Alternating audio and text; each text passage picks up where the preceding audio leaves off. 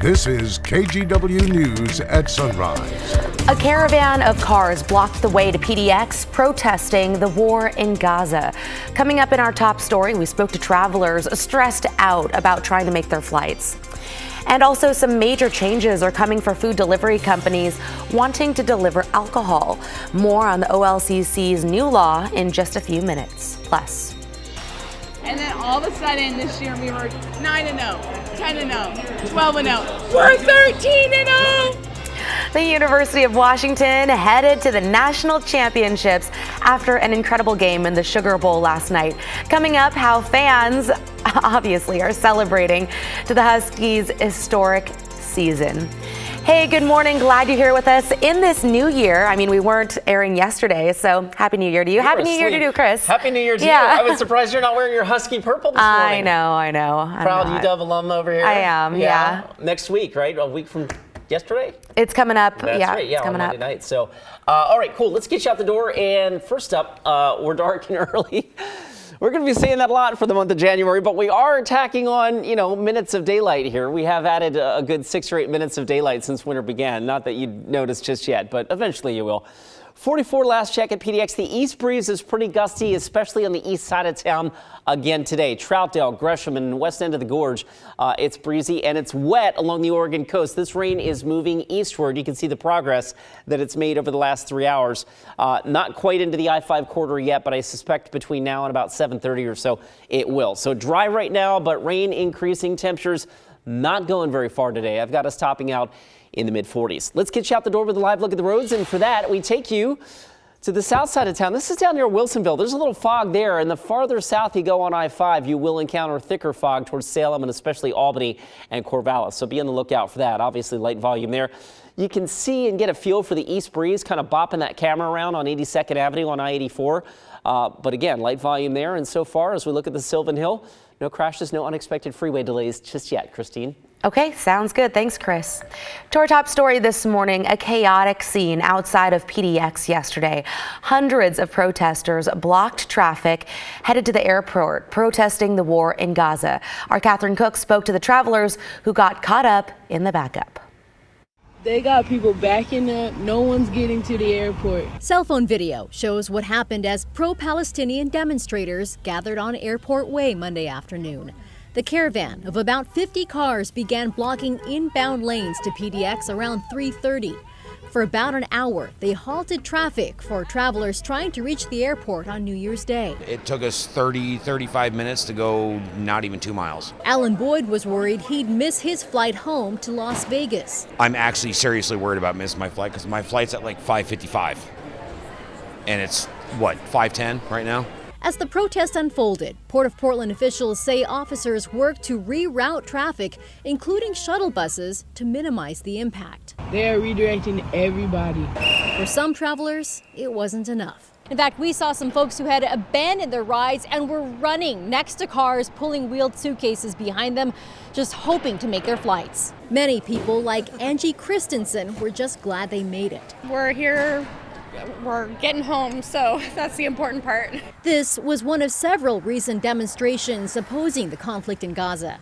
Most recently, protesters blocked traffic on the Burnside Bridge. There's a time and place for everything, and during holidays, like disrupting families getting home, is not time to do it.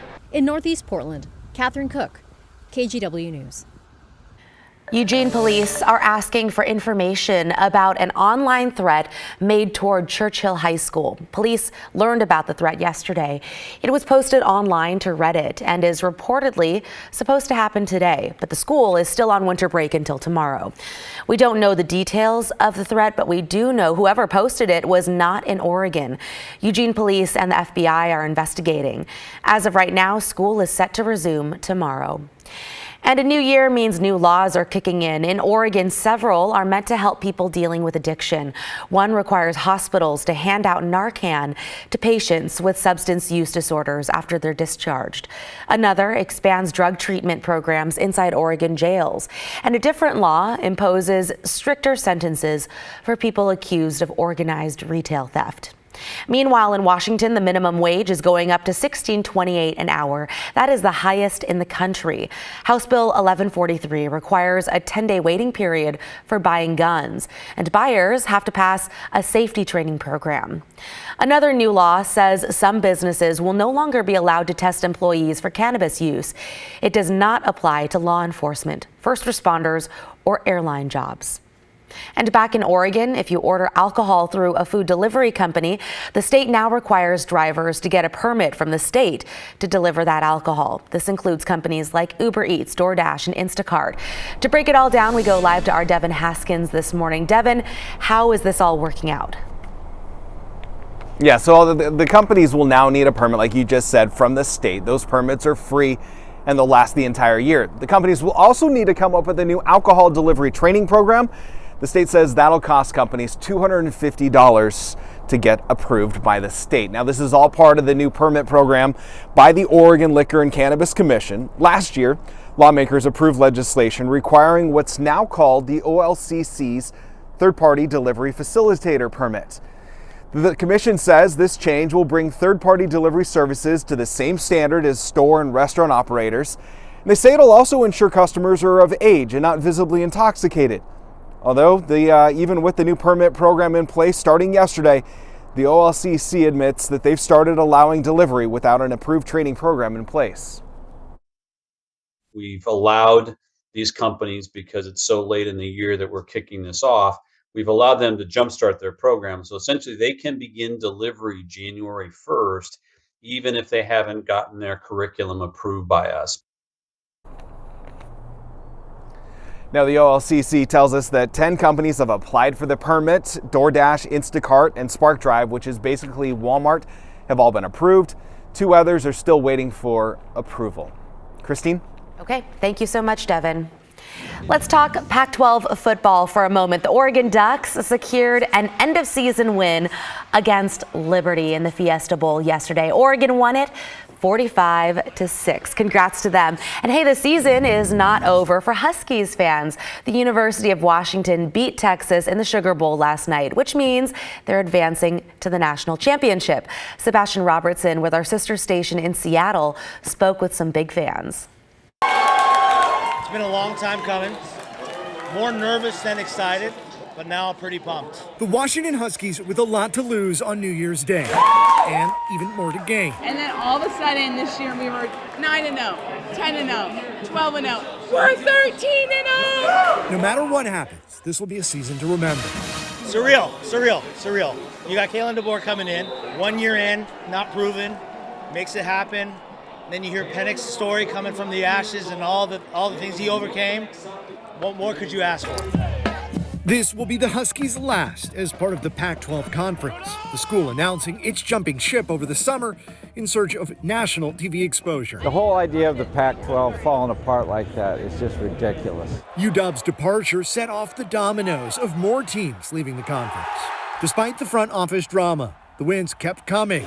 The first undefeated season for the Huskies since 1991. I was alive for 91. No one in our class was alive for 91. And so being able to re-witness this rebirth for the UW football team is really cool. Let's go!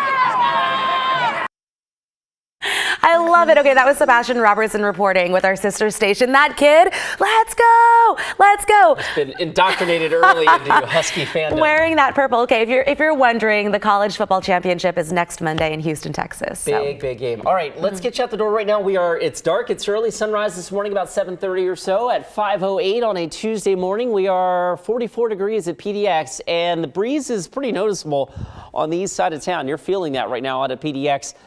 East of I-205, and especially getting out towards Gresham, Troutdale, west end of the Columbia River Gorge, where the wind gusts are 40, 50 plus, right? So a breezy morning out there.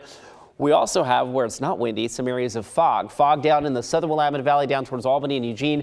Fog out east of the Cascades, up and down Highway 97, getting down towards Bend, and then east out, of course, the Columbia Basin.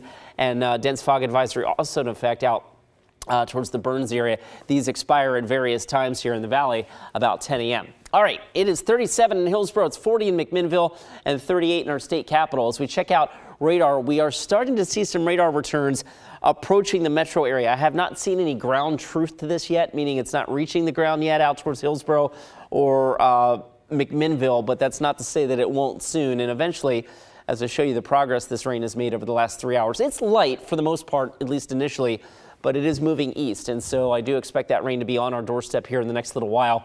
And Futurecast at 9 a.m. has it raining up and down the I-5 corridor. Once again, not terribly heavy rain, but it will make our morning commute a little bit wet. Also expect some snow as we get out towards the East Gorge and the Columbia Basin, getting up to 1,500, 2,000 feet. It's possible that we see some snow out towards Wasco County, Hood River County, and some of the higher terrain up out of the gorge proper. Meanwhile, in the metro area, again, in west of the Cascades, it'll just be rain today and on and off wet and drippy tonight and into tomorrow. The second part of this system kind of rotates on through during the day on Wednesday. So that makes our next couple of days a little wet. Not terribly wet, but a little wet.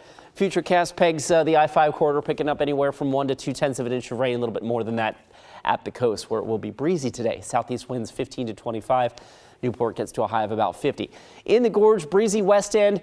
Also, as you get into the higher hills in Wasco County, we could see some snow there this morning. Snow in the Cascades above about 4,500 feet. I think the passes are going to be okay today, but the snow levels do dip tonight down to about 4,000 feet. And they hover there for Wednesday. So as that next bit of moisture comes in, the ski resorts will get some snow. Not a ton, but some. And there's more in the forecast towards the end of the week as well. So stay tuned. Futurecast has the I-5 corridor today not going very far. We're in the low 40s right now, and that's pretty much where we stay. Low to mid 40s for daytime highs today. A little warmer tomorrow, 47, 49 on Thursday. And then, Christine, one thing I wanted to point out. First off, the wettest part of our 7-day forecast is probably Saturday. The other thing is, with temperatures in the low 40s here in town, that means snow levels will be down to like 3,000 feet. So this could be a decent snowmaker for the Cascade ski resorts. We'll cross our fingers for that. In the meantime, a wet start to the new year. Good news. That's what we need. Thank you, Chris.